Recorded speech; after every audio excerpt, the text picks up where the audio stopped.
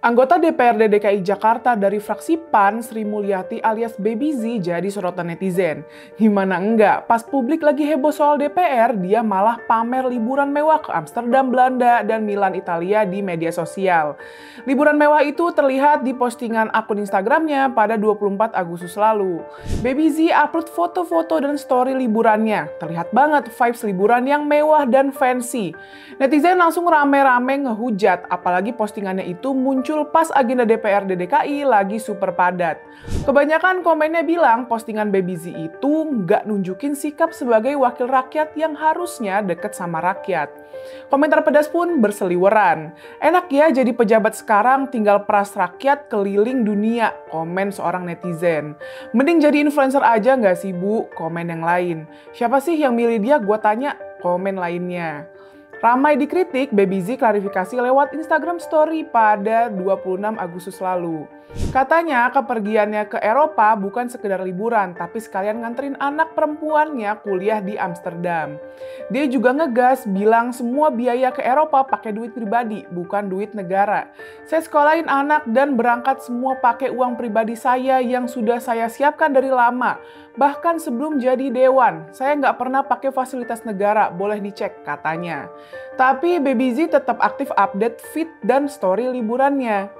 Komentar di akun Baby Z ditutup alias dinonaktifkan. Netizen tetap nggak terima karena masalahnya bukan duit siapa yang dipakai, tapi sensitivitasnya sebagai pejabat publik.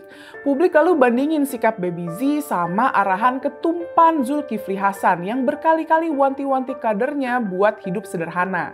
Alhasil kontroversi liburan ini malah nyeret lagi gosip lama soal masa lalunya. Netizen kembali lempar isu dulu dia diduga ani-ani alias perempuan simpanan.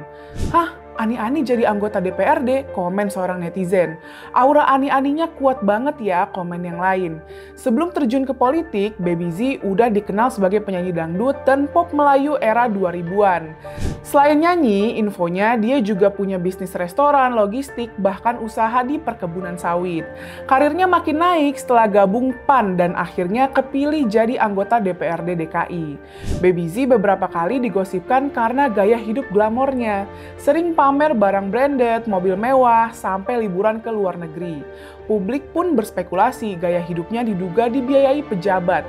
Tapi gosip ini nggak pernah terbukti ya. Malah di beberapa wawancara, Baby Z tegas bantah tudingan itu. Katanya duitnya dari usaha pribadi bukan hasil ani-ani. Tapi ya gara-gara flexing liburan ke Eropa kemarin, gosip itu kebuka lagi dan jadi bahan roasting netizen. Apa yang dilakuin netizen dengan mengaitkan isu ini dengan ani-ani nggak bisa dibenarkan.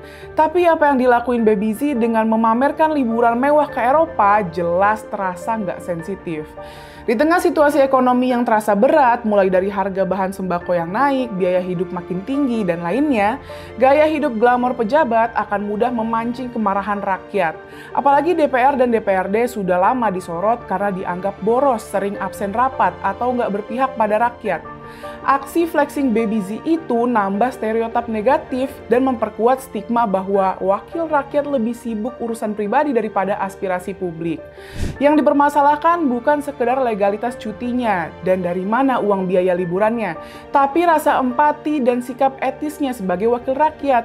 Dia punya pilihan dan kuasa buat tunda dulu posting foto dan video liburannya. Jadi Mbak Baby Z, yuk lebih sensitif lagi dan sadar kalau sekarang ini Anda adalah wakil rakyat, bukan influencer aja. Yuk jadi pejabat publik yang waras.